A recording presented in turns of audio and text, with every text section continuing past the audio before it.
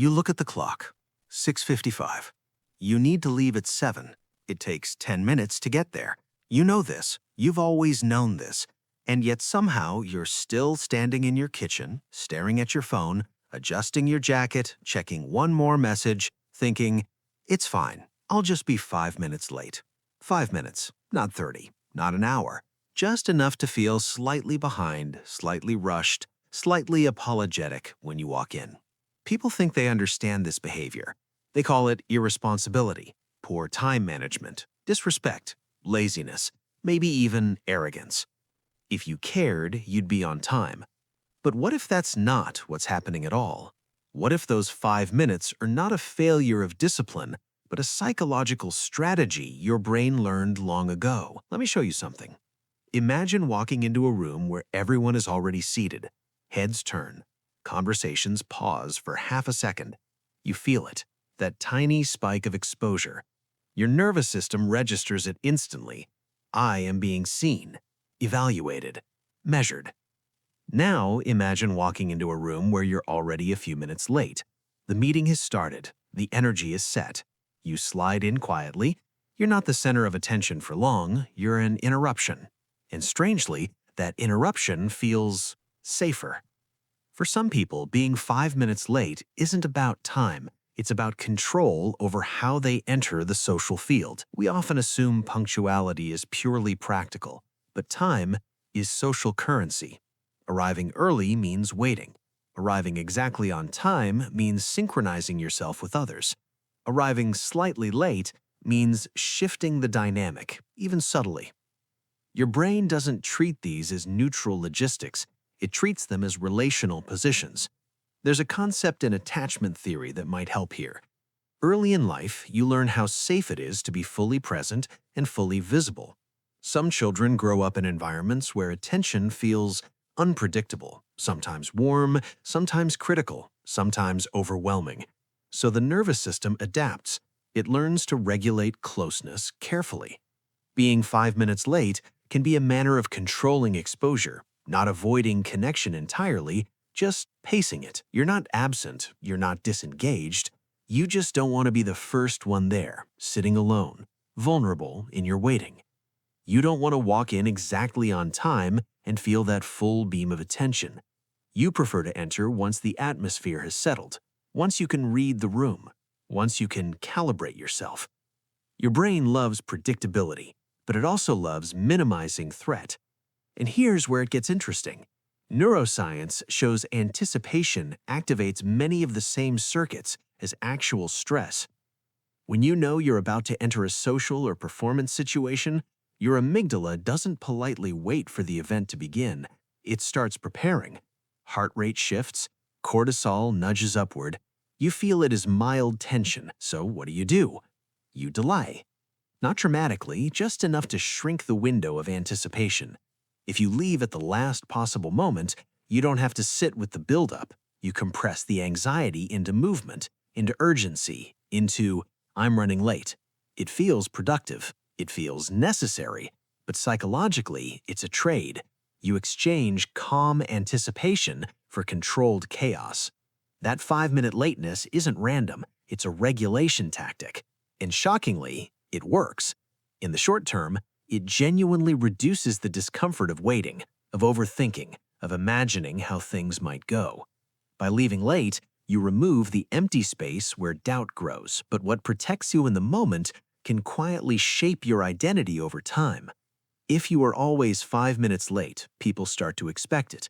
They build a story about you, and eventually you build one too. I'm just bad with time. I'm not a morning person. This is just who I am. But identity often forms around repeated regulation strategies. You don't wake up one day deciding to be the late one. You adapt to emotional friction, and repetition turns adaptation into personality. Look at how this pattern spreads. In relationships, being slightly late can mirror emotional pacing. You reply to texts, but not immediately. You show interest, but not too fast.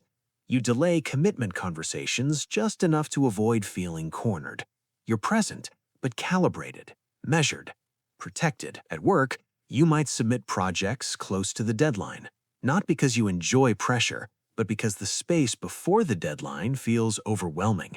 The open-endedness of "you have time" triggers rumination, so you compress the timeline until urgency replaces uncertainty. In creativity, you may struggle to start until the last moment, not because you lack ideas, but because beginning early means sitting with self-doubt longer. When you start late, you don't give the inner critic as much airtime. See the pattern? The 5-minute delay is rarely about minutes. It's about emotional exposure. There's also a subtle power component here that we don't like to talk about. Time is status. The person who waits is, in a small way, yielding power. The person who arrives last shifts the energy, even if unconsciously. If you grew up feeling like you had little control over attention, over rules, over expectations, being slightly late can be a micro-assertion of autonomy, a way of saying, "I enter on my terms." It's not rebellion, it's recalibration. But here's the uncomfortable part. What if the thing you think is protecting your autonomy is quietly reinforcing a narrative of unreliability? What if the very strategy that reduces anxiety in the short term is amplifying it in the long term because you're constantly apologizing, rushing, repairing? Your nervous system avoids the discomfort of waiting, but pays with the discomfort of catching up. And the brain learns through loops. If being late reduces anticipation anxiety, it strengthens the habit. Each time you narrowly make it, or arrive just slightly behind and survive, your brain logs it as success. See, we handled it, but it doesn't log the subtle relational cost, the slight erosion of trust, the internalized identity of being almost there but not quite. This isn't about shame, it's about pattern recognition. There's another layer. For some people, chronic slight lateness is linked to time perception itself. Research on temporal discounting shows our brains struggle to emotionally feel future consequences. 5 minutes in the future feels abstract compared to the comfort of staying still right now. Your prefrontal cortex knows the math, but your emotional brain weighs immediacy more heavily. The warmth of your bed, the safety of your home, the last scroll on your phone. These are certain. The future is conceptual, so you drift. Not dramatically, just 5 minutes.